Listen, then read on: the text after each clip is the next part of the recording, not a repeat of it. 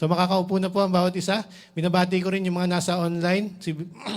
Si Bishop Obet, si Mami Tess, nasa Quezon City kasama ang kanilang mga anak. Sa lahat po ng mga nakikiisa sa pagdiriwang na ito, welcome po ang bawat isa. Amen? So our theme is Advancing the Kingdom. Everybody say Advancing the Kingdom. Amen. So medyo buhay pa, no? Buhay pa.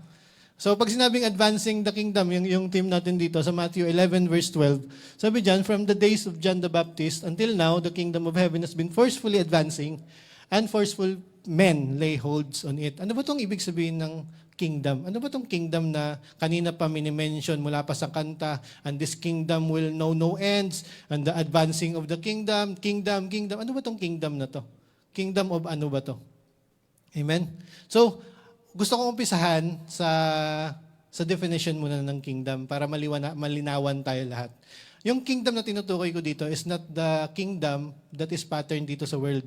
The kingdom, the definition of the kingdom actually is pareho, pero may malalaman natin mamaya na itong sinasabi o kinakampanya natin na kingdom is ito talaga yung kakaiba. Actually, this is the original kingdom.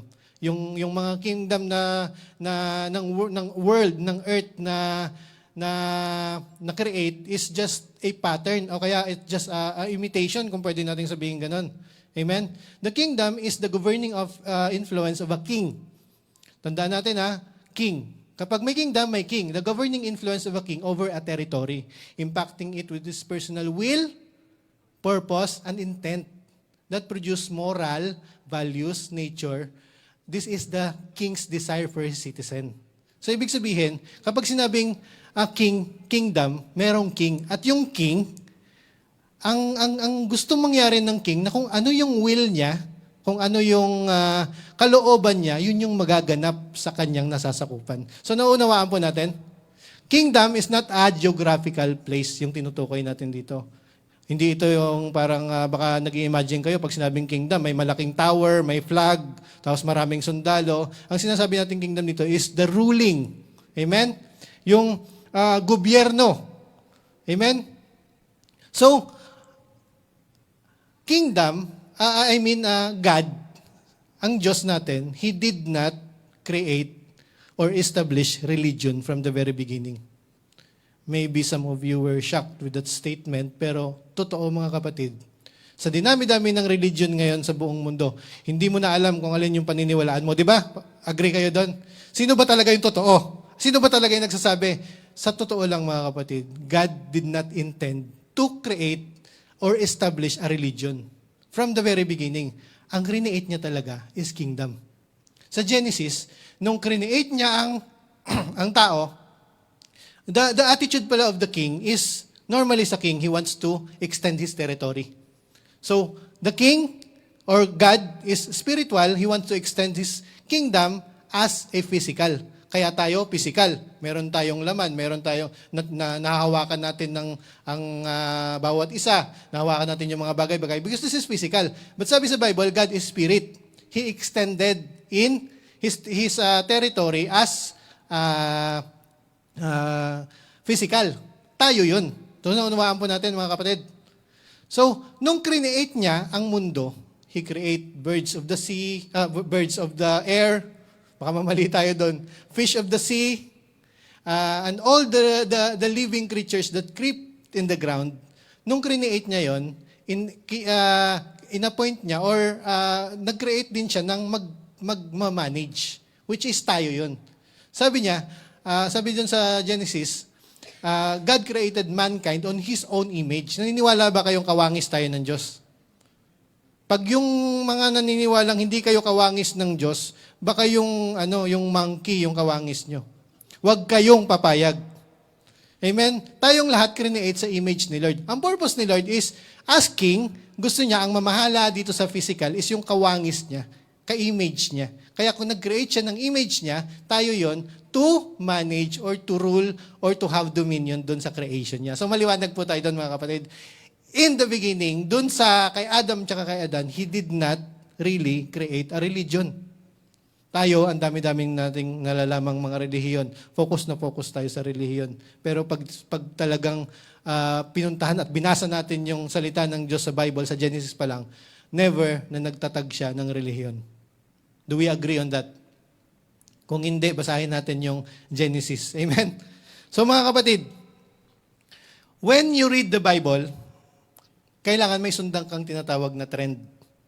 Hindi lang babasa ka lang pagkatapos kung saan-saan ka lang pipitas, tapos explain mo sa sarili mo. Ang Bible is about the king, about his children, which is us, and about his kingdom. Yun talaga, yung totoong definition ng Bible. Kaya tayo nalilito kasi ang dami-dami nating ginagawang mga orasyon, ang dami-dami nating mga ginagawang kung ano-ano para lang masabing nag-worship tayo kay Lord. Di ba ganun tayo? Pero yung totoo, kailangan kapag gusto mo mag-worship kay Lord, kailangan mong sundan yung trend na tinatawag, which is kingdom.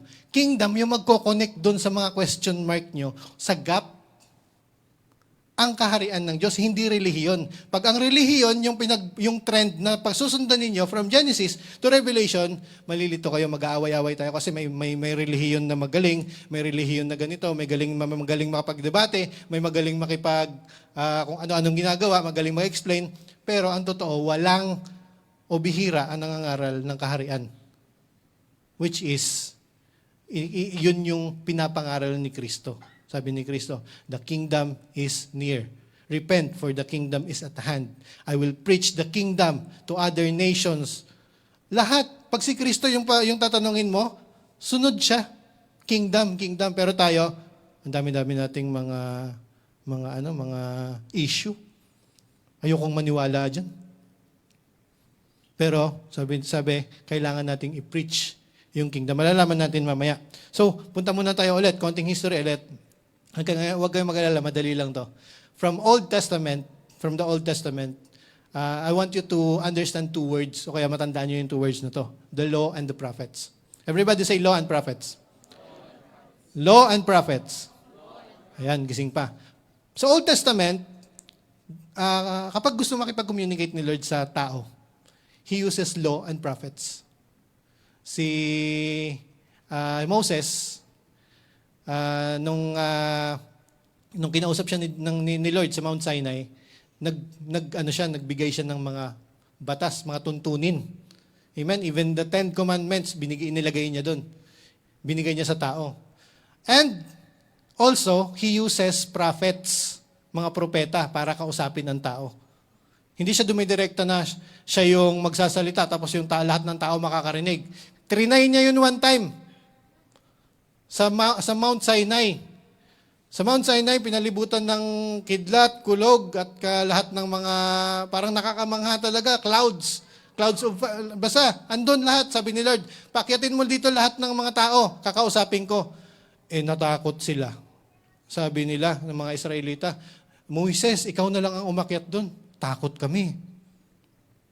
From that moment, di na. Sabi ni Lord, sige, propeta na lang. Mga propeta na lang yung hihirangin ko para kausapin kayo. One of that is also, ang dami mong prophet sa Bible, di ba? Mag-name nga kayo ng isa. Isa lang. Sino? Isaiah. Jeremiah. Amen. So maraming kinakausap si Lord. So, sinasabi ko kanina, law and prophets, yun yung focus ng tao pagdating sa Old Testament. Pag sinabing Old Testament, ang focus ng tao is law and prophets. Now, the kingdom in the Old Testament, hindi nyo makikitang masyadong pinipreach. Kasi, hindi pa dumadating. Yung advancing the kingdom na minimension natin dito, yung kingdom of God na minimension natin dito, in the Old Testament, pinapahapyawan pa lang, hindi pa masyadong pinipreach. Pero, ipinapangako na. Ipinapadaan ngayon sa mga propeta. Amen? From the beginning, bakit ba kailangang i-preach ang kingdom? Kasi ang tao na-fall sa kingdom. Hindi naman siya na-fall sa religion. Ang tao nawala sa kingdom. When he decided to disobey God, dahil dun sa kasalanan ni Adan at ni Eva, para na rin siyang nagsabi na, ayoko na sa kingdom mo. Imagine, create ng Diyos ang buong mundo, ang laki, ang lawak, ang ganda. lahat nandun na. Tapos sabi ni Lord, isa lang. Huwag mong gagawin tong isa lang. Yun pa yung ginawa ng tao. And then, mankind fall from dominion. Wala na siya, hindi na siya nagpapasakop sa tao. From that day on. So naunawaan po natin mga kapatid. Kaya, nangako ang Diyos. Sabi niya, one day, ibabalik ko ang kingdom. Ibabalik ko ang kingdom at gagamitin ko ang binhi ng babae para ibalik ang kingdom. He will crush your head. You will bruise his heel. Kailangan mga kapatid, if you want to understand God, ang trend hindi religion, ang trend kingdom. Naunawaan po natin. Naririnig niyo pa ba dyan sa likod? Amen. So malakas pa. So again, sa Old Testament, wala, pinoprophesy lang. Amen. Example ng prophecy. Isaiah, sabi niya, for unto us a child is born, for unto us a son is given, and the government will be upon his shoulder. Hindi religion. Naunawaan po natin, and the government, sabi niya, dun sa dadating, ginagamit natin to pag Christmas. Kanta tayo ng kanta. Basa tayo ng basa. For unto us, a child is born. For unto us, a son is given. Tapos, joy to the world. The Lord is come. Let earth. Di ba? Ang dami natin mga kantang ganun. Pero hindi natin naunawaan that the coming is, na yung dadating is the kingdom. Ngayon, mga kapatid, sabi ni Isaiah, and the government will be upon his shoulder. Sabi niya pa dyan, for his government, there will be no end. Walang katapusan. It will advance. Everybody say advance. Nilalakasan ko ng konti para hindi kayo masyado. Huwag kayo masyasyak. Para madali niyong matunaw. Mamaya, ang sarap kumain. Amen? Si Daniel, another prophet, na dinideclare the coming of the kingdom. Sabi ni Prophet Daniel, na naginip ngayon si Nebuchadnezzar, yung isang hari. Sabi niya, na naginip ako ganito, i-interpret mo nga, si Daniel magaling mag-interpret. Sabi ngayon ni Nebuchadnezzar, nakapanaginip ako isang malaking estatwa. Tapos punong-puno ng baluti. Tapos sabi niya, may bato na galing sa langit na tumupok o dumurog dun sa statwang malaki na yon. At pagkatapos yung bato, unti-unting lumalaki. Unti-unting nagiging kasing size ng bundok. At unti-unting, ganun sabi ni Prophet Isaiah. Ay, ni Prophet Daniel. Sino ba pinag-usapan natin? Nalito na rin ako. Si Daniel. Si Prophet Daniel. Ganun yung interpretation niya dun sa panaginip ni Nebuchadnezzar. And then yung bato na yon naging kasing laki ng earth. Ibig sabihin, walang makakapigil. Forcefully advancing. Ito pa, yung last. Si Malakay. Sabi ni Malakay, I will send a messenger who will prepare the way of the Lord for me. Then suddenly, the Lord you are seeking will come to His temple, the messenger of the covenant, whom you desire. Sabi niya kay Malakay. Si Malakay, siya yung pinaka-last na prophet sa Old Testament. Bago magkaroon ng gap na around 300 to 400 years na nanahimik ang Diyos na wala siyang sinabi. Tsaka pa lang si Jesus Christ na dumating. Pero doon sa Malakay, bago niya bitawan, nagsabi siya, may darating, may darating. Sabihin mo nga sa katabi mo, may darating. Pag may nahulog na kutsara, may darating. Kapag kutsara, anong darating? Pag tinidor. Kapag sandok. Uy, memorize nyo ha. So, sa Old Testament, ang preaching ng kingdom is, it is coming, it is coming, it is coming, dadating. Hindi religion ang dadating. Tayo ngayon, puro tayo religion. Up until John the Baptist. Until John the Baptist, dun na, dumating na. Kasi si John the Baptist at si Jesus Christ, magka-same sila ng panahon. Pinanganak si John the Baptist as yung paunang messenger na tinatawag. Jesus Christ, sabi ni John the Baptist, the kingdom is at hand, na dito na. Ang totoo pala is Jesus Christ andito na rin siya, dala-dala niya yung kingdom. Kaya gano'n na lang yung preach ni John the Baptist, the kingdom is here, the kingdom is at hand. Magsisi na kayo, repent. Tuwirin ninyo ang inyong mga daan. The kingdom has come. Yung pinananabikan ng mga propeta for the long period of time from the Genesis hanggang sa panahon ni Jesus, dumating na. Dumating na.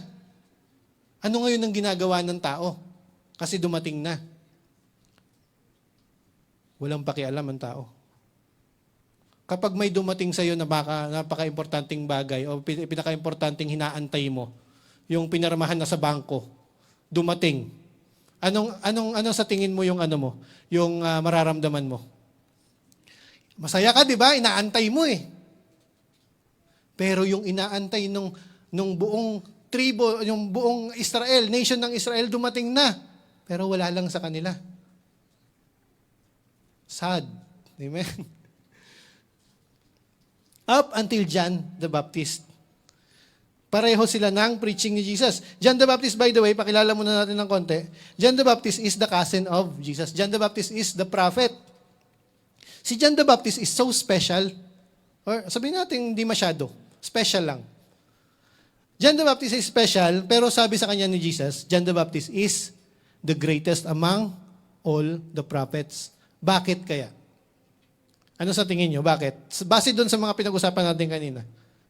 Dahil sa panahon ni John the Baptist, doon naganap yung mga inaantay. The declaration ng mga hula sa law and the prophets in the Old Testament, dumating sa panahon ni John the Baptist. Kaya mapalad si John the Baptist kasi nakita niya. Naunawaan po natin? Ngayon, nung nakita ni John the Baptist, paparating si Jesus Christ. Nung nakita niya, sabi niya, ito na yon. Ito yung dumating. Ni ang kanyang sandalyas, hindi ako karapat-dapat magkalag. Sabi ni Kristo sa kanya, bautismuhan mo ako. Alam nyo ba, nagkaroon ng confirmation. Kasi si John the Baptist, mautak din to eh. Ito na ba talaga ang dumating? Ngayon, nakita talaga ni John the Baptist harapan. Sabi ni Kristo, bautismuhan mo ako. Binaptize si Jesus. And after the baptism, bumukas ang langit. There is the Holy Spirit in the form of a dove, pumunta dito o dumapo dito sa balikat ni Christ, and then the sound from the heaven, shout, o kaya na malaking boses galing sa langit. Anong sabi? Anong sabi? This is my son, whom I am well pleased. It is a confirmation na pinakita niya talaga kay John the Baptist na ito na yung inaantay mo. Ito na yung inaantay nyo. Parang sinasabi niya na rin na ito yung hari na inaantay nyo na matagal, na daladala niya na yung kaharian. Ang galing mga kapatid. Ako, nung binabasa ko ito, talagang yung trend ng Bible is not religion. I am so convinced. Hindi relihiyon, kundi kaharian. Amen? John the Baptist have the same mindset of Jesus Christ. Pareho sila ng mindset, pareho sila ng tinuturo. Repent. Ibig sabihin ng repent, Nakasan nga natin, Change your mind. Hindi lang, sorry Lord. Ang repent is magbabago ka ng kaisipan. Aalis ka na sa unang kaisipan mo, magbabago ka. Yung kung ano man yung itinanim sa'yo, nakalakihan mo at lahat-lahat ng mga nakaugalian mo, aalisin mo yan. Kasi ang repent na tinatawag, yung kung anong meron dito, tapos kukunin mo na yung bago. Yun yung sabi ni John the Baptist, yun din yung sabi ni Jesus. Kapag nagpipreach siya, repent for the kingdom of God has come. Bakit? Kapag hindi ka nagrepent, hindi mo mauunawaan yung pinagsasabi ko dito. Kaya nga itong si Nicodemos, nakakilala kay Nicodemos, si Nico. Nickname niya yun. Sabi ni Nicodemos, paano ba makapasok dyan sa kingdom? Hindi, paano ba makapasok dyan sa nyo, sa kulto nyo, o sa relihiyon nyo? Kahit na si Nicodemos, napakatalino. Siya ay katumbas ng mga obispo sa panahon ngayon. Sa kanya, sila yung mga tagapagturo ng mga batas. Pero siya, paano ba? Sabi ni Kristo sa kanya, you have to be born again. Tatalakayin natin mamaya. Na ang born again, hindi po siya relihiyon. Siya po ay proseso. Amen? Nandiyan pa ba kayo? Now, this is the start of the advancing of the kingdom. From that day on, after John the Baptist, when Jesus Christ, pinangaral niya na. Nung pinapangaral na ni Jesus Christ ang kaharian na sinasabi natin dito ngayon, yung mga kaharian na palagi nating minimension every time nag-Bible study tayo, dumating na, that is the start of advancing the kingdom. Alam niyo ba, dala-dala ng hari yung kaharian? He himself, the king, siya mismo ang nagdala ng kingdom sa atin. Jesus Christ. Amen? Sabi niya dyan, sabi ni Jesus pag nagpipreach siya, the kingdom is like a mustard seed, the kingdom is like a merchant. Ano pa ba yung example ng mga preaching ni Jesus? The kingdom is like, kung ano-ano pa. Ang dami. Ang pinapangaral ni Kristo, puro kingdom. Tayo, kung ano-ano. Kaya tayo naliligaw. Kaya tayo nalilito. Debate tayo ng debate. Kung ano-ano. Pero walang nag-a-advance ng kingdom. Naunawaan po natin, mga kapatid. Kailangan sa atin magtuloy. Kaya merong church. Dapat talaga, ang original intent ng church is ituloy yung trend na sinasabi ko kanina, which is the kingdom. Amen? Born again is not a religion, but a process. Ang totoong nabuborn again, ang totoong nabuborn again talaga is nagbabago ang kaisipan sa mga aral ni Kristo. Sa mga aral. Sabi dun sa 1 Peter 1:23, you have been born again not of perishable seed, but of imperishable, through the living and enduring Word of God. Dun pala nabuborn again ang tao. Through the living and enduring Word of God. Pag sinabing enduring, yung tuloy-tuloy. Ngayon, naunawaan nyo yung kingdom, pahapyaw. Pero kapag tumigil kayo, mawawala na naman to. That is why we are inviting you. Kung meron kayong time, kami wala rin kaming time, pero ginagawa namin ng time. Sabay-sabay nating saliksikin, sabay-sabay nating suriin, o sabay-sabay nating isik ang kingdom. Yun naman yung utos ni Jesus Christ, di ba? Sabi niya dito, hindi mo kailangan ng religion. Sabi niya, sa Matthew 6:33, sabi niya, ito yung priority mo. Ano yung sabi niya doon sa Matthew 6:33? Seek ye first the kingdom and His righteousness, and all these things shall be added unto you. All these things. So, pakisabing all these things. Lahat ng maisip mong kailangan mo, hindi lang, wag lang yung masama. Wag lang yung hindi nakakalugod sa Diyos. Lahat ng maisip mong kailangan mo ng pangpaaral sa anak mo, kailangan mo ng kapayapaan, kailangan mo ng pag-ibig. All these things shall be added unto you. Pero ang priority mo is, you have first to seek the kingdom. Kingdom na naman. Hindi tayo nagsasawang kingdom. Kasi ito lang naman ang kinakampanya ni Jesus Christ eh. Pag sinabing preach, ano ibig sabihin? Nalalapit na yung halalan. Ang mga tumatakbo, nagpi-preach yan ng kanilang mga plataforma. Ngayon, paniwala naman tayo. Of course, marami namang matitino. Pero ang totoo, mga kapatid, ang kailangan natin is kingdom. Andyan lahat kung maunawaan lang natin. Sabi ni Kristo, I must preach to the other towns also because this is why I am sent. Kaya ako nandirito because I have to preach the kingdom. Hindi relihiyon. Kaya kailangan mabago tayo. Hindi sa kung ano pa man, o hindi sa relihiyon, kundi mabago tayo sa salita ng Diyos, the enduring and living Word of God. Ang magpapabago sa'yo, kasi ang mga nakatatak dito sa isipan natin, sa mind natin, punong-puno yan ng idea. Idea ng kung ano-anong mga prinsipyo, punong-puno yan. Ang magpapabago, ang magpapachange sa mind mo, yung idea na galing kanino? Kay Kristo, sa aral ni Christ. Madali lang namang unawain yung aral ni Christ eh. Kung talagang magpapasakop tayo, kung talagang susunod tayo, madali lang unawain. At patutunayan ko sa inyo na kahit isa lang, sa dami ng turo about sa kingdom ni Christ, kahit isa lang na sinunod ng tao, ang mundo ay magiging maayos. Sabi niya, ito, isang kingdom teaching ni Christ. May nagtanong sa kanya, ano ba yung pinaka-greatest commandment? Sabi ni Christ, ito yung greatest commandment. Love your God with all your mind, with all your heart, with all your soul. And the second is like this, dalawa. Love your neighbor as yourself. Imagine ninyo, isang turo pa lang ni Kristo yun about sa kingdom, kung ano yung attitude dapat, kung ano dapat yung gagawin natin sa kingdom. Ngayon, tingnan nyo, mag-agree kayo sa akin na kapag mahal mo ang kapwa mo, kagaya ng pagmamahal mo sa iyong sarili, hindi mo pauulanan ng missile. Totoo, hindi? Kapag mahal mo ang kapwa mo, hindi mo lalamangan. Kapag mahal mo ang kapwa mo, hindi mo gugulangan, hindi mo papatayin, hindi mo nanakawan. Kapag mahal mo ang kapwa mo, kagaya ng pag-ibig mo sa sarili mo. Mga kapatid, totoo yun. Isang aral pa lang ni Kristo yun. Kung yung isang aral na yun isinusunod natin, magpapabago ng isip natin, dapat mapayapa ang mundo. Walang mahirap, walang naghihikahos. Kasi lahat tayo, ayaw natin yun. Kasi kagaya ng turing natin sa sarili natin, kailangan iangat din natin yung kapatid. Totoo, hindi. Kaso, nobody listens to Jesus. Walang nakikinig. Sabi niya, mahalin mo ang kapwa mo. Ang dami-dami mong sinasabi sa kapwa mo.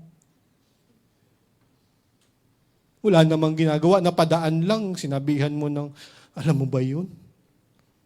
Yun yung galing sa abroad. Wala. Ay, naku, mga kapatid. Mahal mo ba ang kapwa mo? Mahalin mo ang kapwa mo, hindi mo siya ichichis, hindi mo siya imamarites. Mas madaling pakinggan yung marites Kapag mahal mo ang kapwa mo, hindi ka magnanakaw. Isa pa lang yun. Totoo, mga kapatid, ang magpapabago sa atin, ang magpapaborn again sa atin, hindi yung relihiyon, kundi ang mga aral ni Kristo. Ngayon, kayong nandirito, we are inviting you na kung meron kayong time at gawan nyo ng time, andun lang kami sa lugar namin. Pwede tayong mag-usap, sabay-sabay tayong magsaliksik. Kwentuhan lang habang may kape. Hindi ko naman sinasabing gawin natin to. Magrelihiyon tayo. Ganito na yung gawin mo. Tapos ganito ka na, babaguhin ka na. Wala ka na, bawal ka nang magganito. Puro ka bawal. Hindi, ikaw.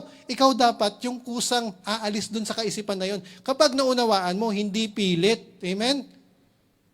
Kasi, kailangan ma-inspire tayo, hindi tayo ma-manipulate. Kaya lang naman tayo na nagagalit kasi na-manipulate tayo. So, amen? Unawaan po natin, mga kapatid. The kingdom is forcefully advancing. And forceful people lay holds on it. Forceful people lay holds on it. Ano ibig sabihin nito, Pastor? Sabi dun sa ibang verse, violent people is attacking it.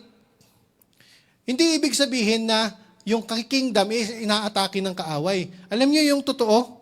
Ang kingdom is forcefully advancing and everybody wants to enter. Ito mas malinaw po yung translation dito sa Luke 16 verse 16. Napakalinaw. Luke 16 verse 16. The law and the prophets were preached until John. Since then, the good news of the kingdom is preached, and everyone wants to force his way into it. Pag sinabi ba ng Lord na everyone, sino ba yung everyone? Anybody? Pag sinabing everyone, sino yon?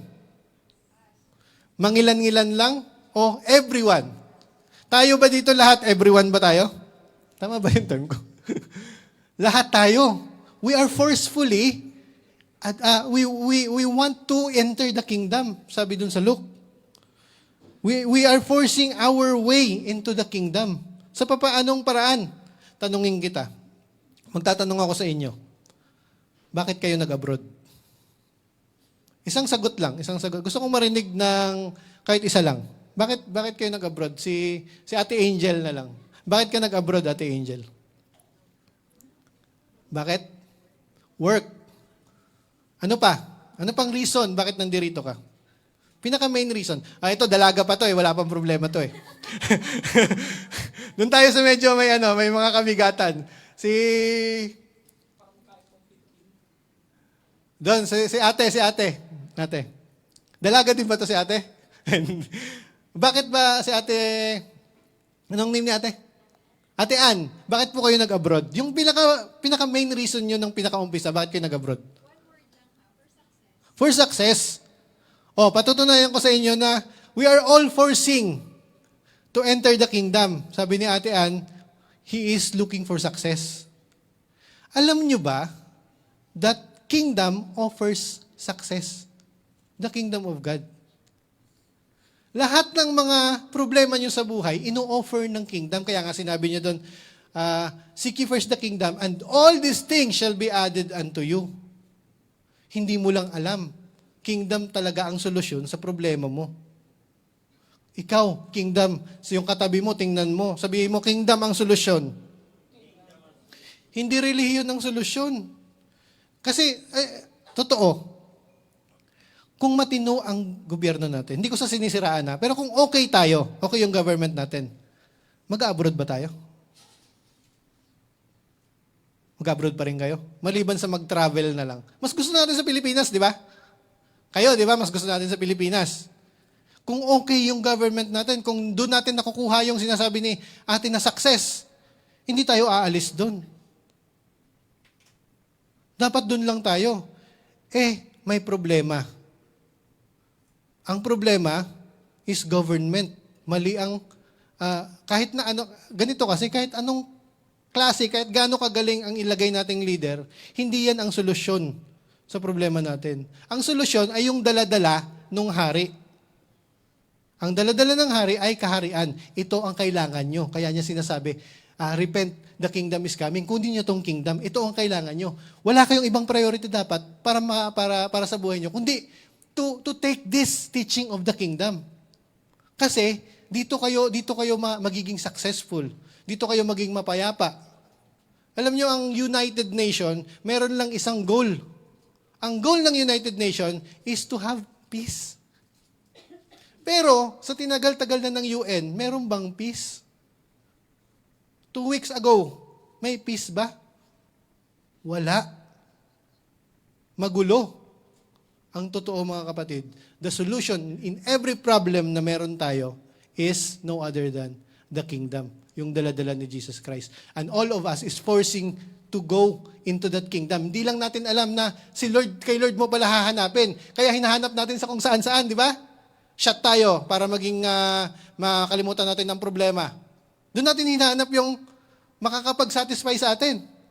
Magnanakaw. Kasi kailangan pantustos sa pamilya. Walang makain. Nagugutom na yung anak. Anong gagawin? Kakapit sa patalim. We are all forcing our way para makapasok dun sa inaasam-asam natin na euphoria, yung parang safe ka, yung okay ka, matino, wala kang problema. Gusto natin lahat yon.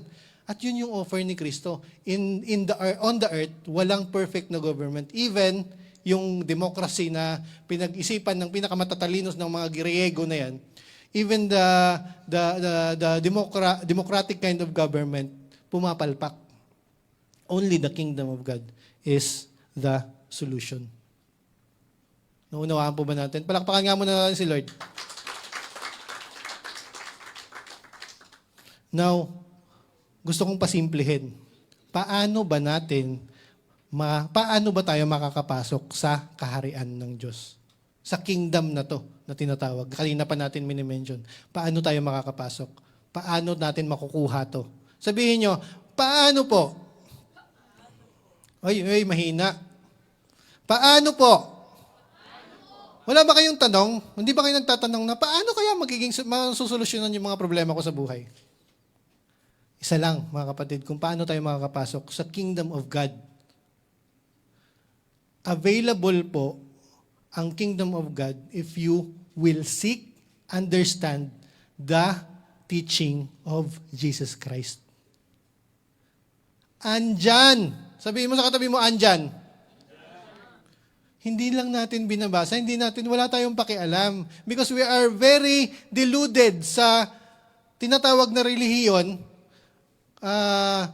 mga doktrina, ang gagaling natin makipagdebate, pero ang totoo, ayaw natin o hindi natin pinapansin kung anong mga sinasabi ni Kristo. Ayaw nga natin ibigin yung kapwa natin eh. Nauunawaan niyo po, mga kapatid. That is why napakahalaga ng kaharian. Hindi mo to makukuha ng isa. Isang session lang, yung 40 minutes na ganito, hindi na natin makukuha to. Si Jesus Christ, He keep on teaching the kingdom for 3 years. At mangilan-ngilan lang yung sumunod. But, ang pinakamahalaga, dati kay John the Baptist, hindi pa available. Pero ngayon sa atin, available na. Ang kailangan lang natin gawin, buklatin ang mga salita ni Kristo, aralin ang mga salita ni Jesus, sundin ang mga salita ni Jesus.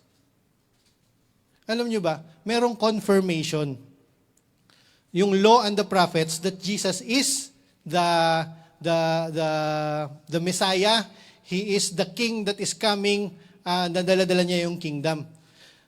Naalala niyo yung tinatawag na, kung naalala niyo sa Bible, yung the Mountain of Transfiguration. Sino nakakaalala ng taas ang kamay? In the Mountain of Transfiguration, inakay ng Diyos yung dalawa niyang disipulo. And then, sabi niya, pumunta tayo dito. Hindi nila alam kung anong gagawin. May na-meet silang dalawang Bible character doon. Sino?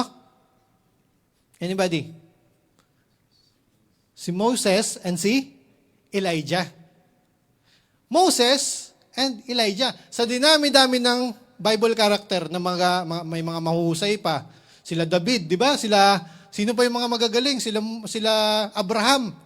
Bakit ang napili na magpakita doon sa Mountain of Transfiguration, kung tawagin natin, is si Moses and Elijah? Bakit? Sabihin niyo bakit?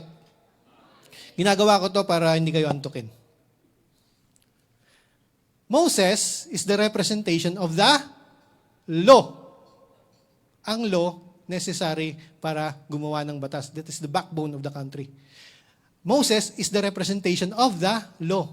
And Elijah is the representation of the prophets.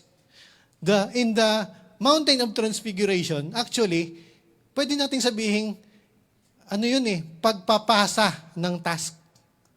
Pagpapasa ng mission. Okay na, naganap na nagawa na ng Old Testament yung preparation para sa upcoming kingdom na dala-dala ni Jesus Christ.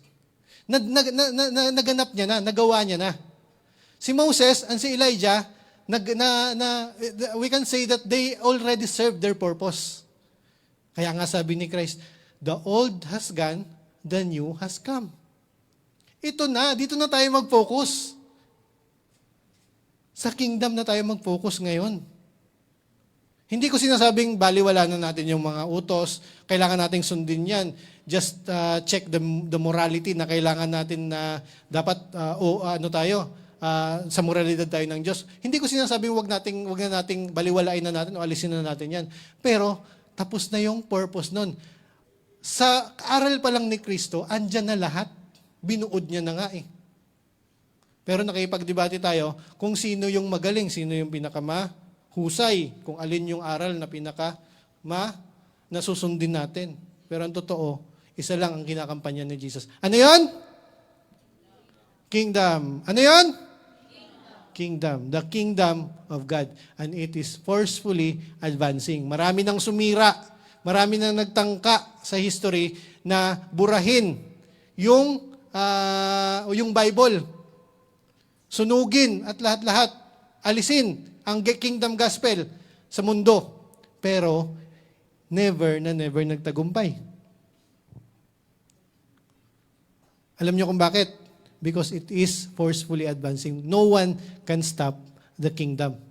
Mga kapatid, no one can stop the kingdom. Amen?